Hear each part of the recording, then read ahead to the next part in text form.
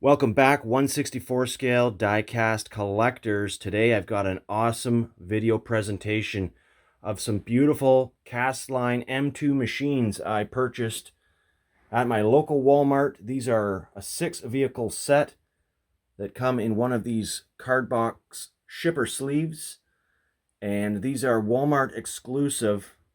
Castline has been doing Walmart exclusives for a while, so this is Series 18.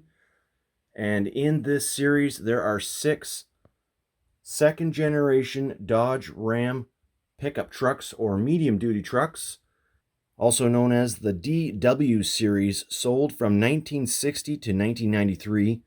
They shared a platform with the Ram Charger through the 1970s. And basically, these vehicles went mostly unchanged with many interchangeable parts throughout that 30 plus years that these trucks were produced by Dodge. The reason why they are called the D or W series trucks is because the W stood for 4-wheel drive and the D stood for 2-wheel drive. They were often called D or W 100, 150 or 200, 300 or 400, and so on. And these number designations indicated the approximate service weight of the vehicle. So a D100 would be a 2-wheel drive half-ton truck. A D150 would be a heavy half-ton truck. And if it was a W150, that would be a heavy half-ton 4-wheel drive truck. 200 was a 3/4 ton and 300 was a 1-ton truck. That is the heaviest truck that you're going to see in this collection today, and that is represented by this 1972 Dodge D300 service bed, made famous in the TV series show Emergency, where this truck was featured as a paramedic rescue squad vehicle for all 7 seasons and known as Squad 51. It is represented here very well, with only minor differences that I have noted when looking at images of the original truck, including that there are no running boards on this model and the utility box is slightly shorter in height. Otherwise, the door logo is the exact same. The LaSalle County Fire Department Rescue Squad truck number 51. All of these trucks are highly recognizable. And next in line, we've got a 1974 Dodge W200 Power Wagon Snow Fighter Edition. And I'm going to tell you more about each of these vehicles after we look at all of them, similar to what I did with that Fire Squad truck. A 1976 Dodge Adventurer 150 Custom. And we've got a very recognizable truck here. A 1978 Dodge Adventurer 150 Lil Red Express truck. And obviously it's got a lot of cool, what look to be custom parts, but are actually factory parts, and I'll tell you more about that. And what's going on with this Midnight Express truck, a 1978 Dodge Adventurer 150. Very interesting trim package for that truck. More than a trim package, really. It's a full options package. We'll talk about that in a second as well, with an interesting history. And one of my favorites of the bunch is the 1979 Dodge 150 Macho Power Wagon, featuring a radical paint job. These were notable models in the second-generation medium-duty pickup trucks, and that was because they were known as lifestyle vehicles or adult toys, and branded as such to consumers looking for something that stood out from the crowd. These trucks were produced between 1976 and 1980 with the truck options I've shown you already, and also a Warlock truck, which I'll show you as well. I've got that in diecast from the brand Johnny Lightning, who also make other notable Dodge trucks. And as you can see here, in the newly set up dealer diorama here in what used to be Sam's Salvage Yard, I've also got some Greenlight trucks, including that Ram Charger, which we talked about how it shared a platform, same as these D-Series trucks. And I have two examples of Hot Wheels. Little Red Express, Midnight Express. And in order to tell the history of the Midnight Express option, I procured my Warlock so that we can talk about all of these awesome options and a little bit of history of Dodge D-Series trucks. I will say I am by no means an expert, and I did do a fair amount of research prior to making this video to find out the information that I'm able to share with you guys. I want to start off by telling you guys this is not intended to be a complete diecast video history of the Dodge D-Series trucks, or any of the trucks for that matter.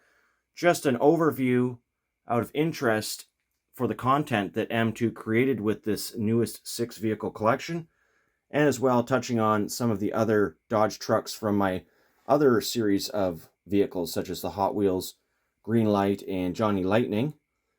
And just kind of doing a side-by-side comparison of those at the end of the video, towards the end of the video, but really focusing on the Dodge D-Series trucks highlighted by the M2 Series 18, and that is the 1972 to 1978 W and D Series trucks, so kind of the half-ton through 1-ton trucks that we've already looked over, and we're going to go into details on those.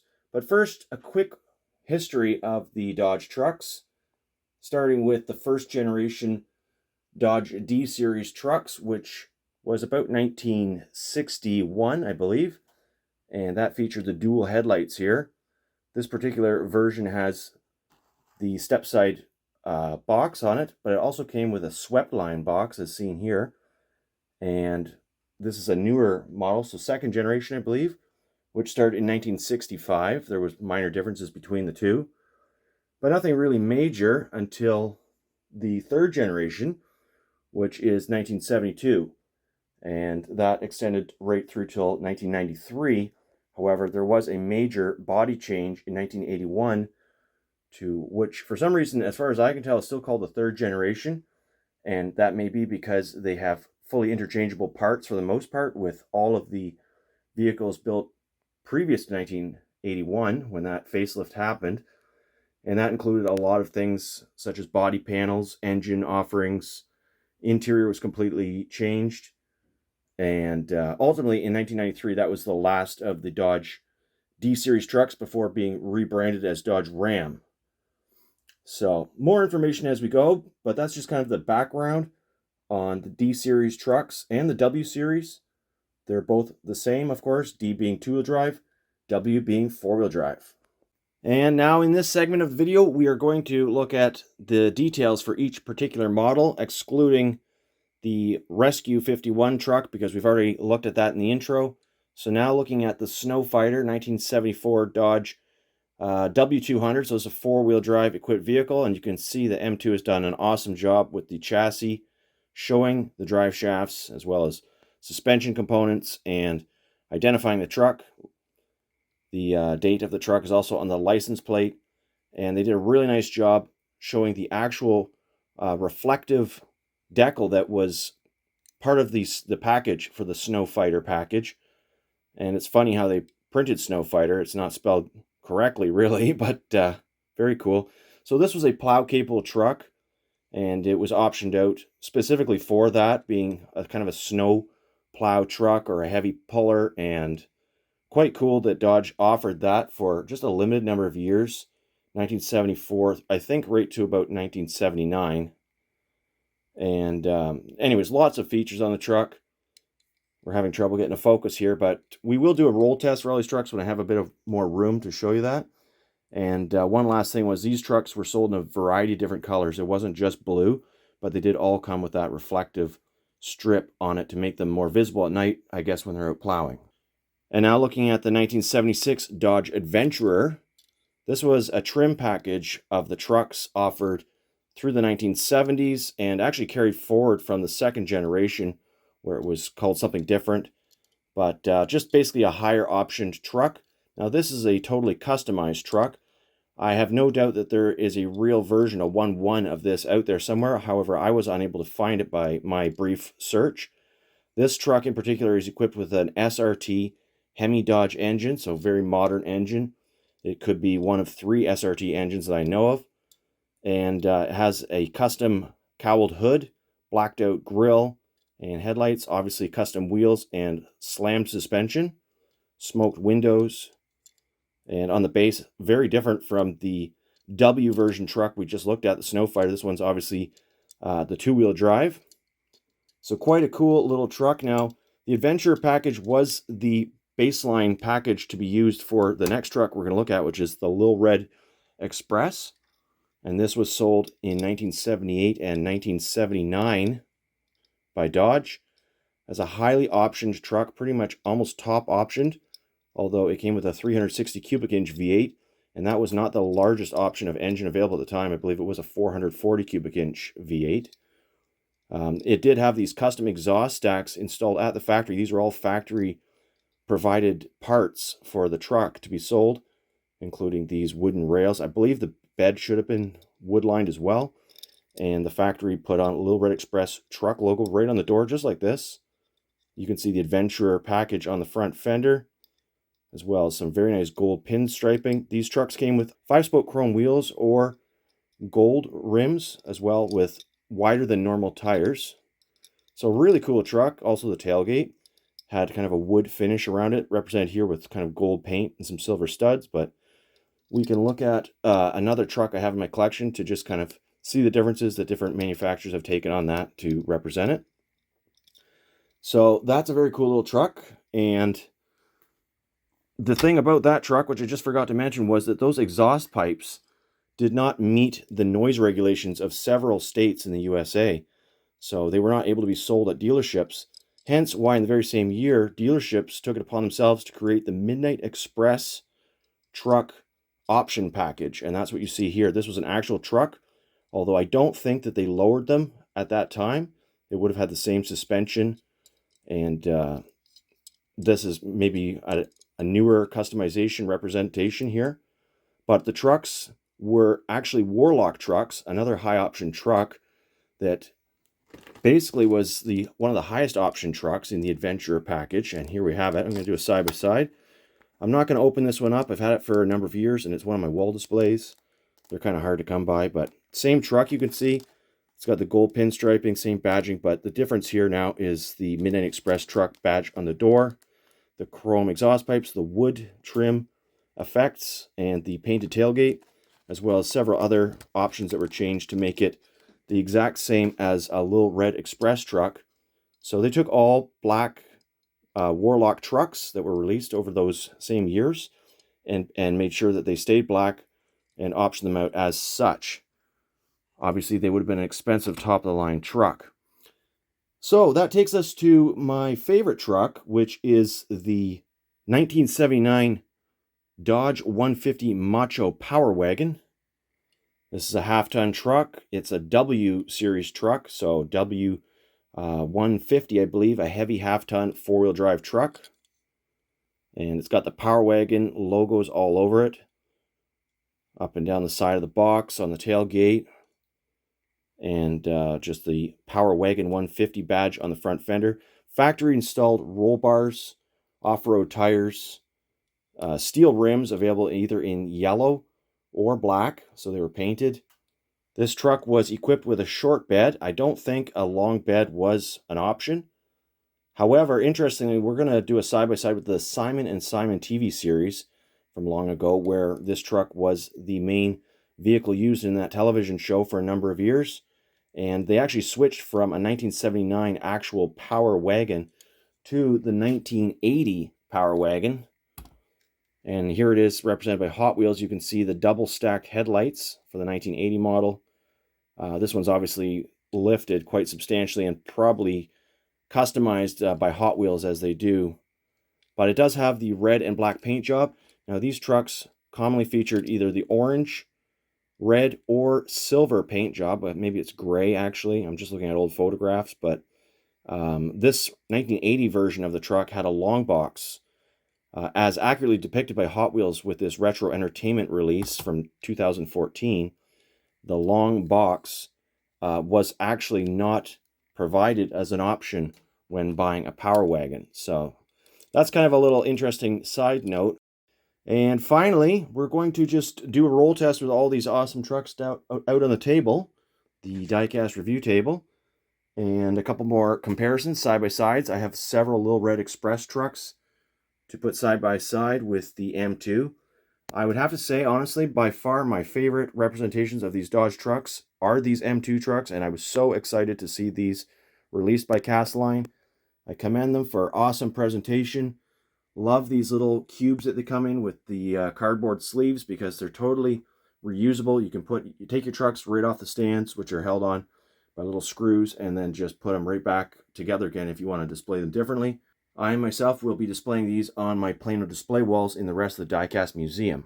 One last look at all these trucks for the table review. We're doing the roll test. We're doing a side-by-side Little Red Express next to Hot Wheels, Johnny Lightning, and just another side-by-side with a Greenlight truck, the adventure package of the D series pickup with this Ram Charger, a Dodge Ram Charger, the same as a Plymouth Trail Duster as well, which I have, but I figured I'd only bring one truck. Same chassis, essentially, and engine options for the year period.